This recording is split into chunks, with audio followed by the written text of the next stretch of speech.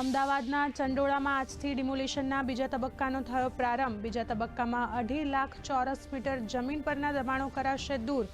3000થી વધુ પોલીસ કર્મીઓ અને 25 SRPની ટીમ તૈનાત।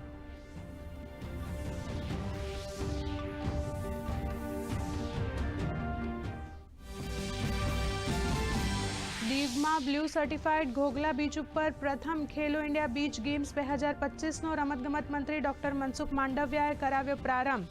ઉદ્ઘાટન પ્રસંગે મંત્રી માંડવિયાએ કહ્યું, ખેલો ઇન્ડિયા પેરા ગેમ્સ દ્વારા આપણા રમતવીરોને મળી રહી છે શ્રેષ્ઠ તક અને તેઓ સફળતાનો માર્ગ કરી રહ્યા છે મોકળો।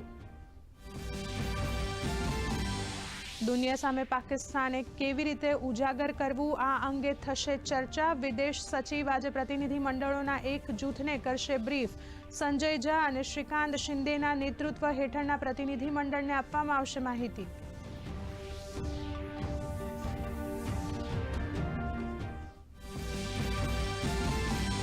આજે સુપ્રીમ કોર્ટની CJI બેન્ચમાં નવા વકફ કાયદા પર થશે સુનાવણી। કાયદાની બંધારણીય માન્યતા પર કરવામાં આવશે વિચારણા। અરજીમાં વચગાળાની રાહતની કરવામાં આવી માંગ।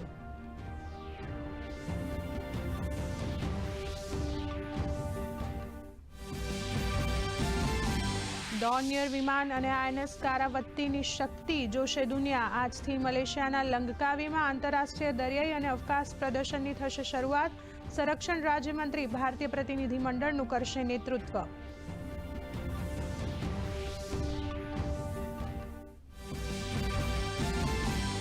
પુતિન સાથે ફોન પર વાત કર્યા બાદ ટ્રમ્પે કહ્યું કે રશિયા અને યુક્રેન તાત્કાલિક યુદ્ધ વિરામ પર શરૂ કરશે વાતચીત। જ્યારે પુતિને કહ્યું, રશિયા યુદ્ધ વિરામ સહિત સ્થાયી શાંતિ તરફ ચર્ચા કરવા માટે તૈયાર।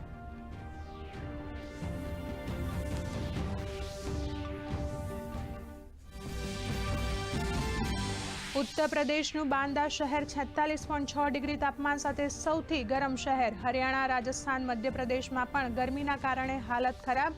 જ્યારે કર્ણાટક સહિત દક્ષિણ ભારતના કેટલાક ભાગોમાં આજે પણ વરસાદની આગાહી।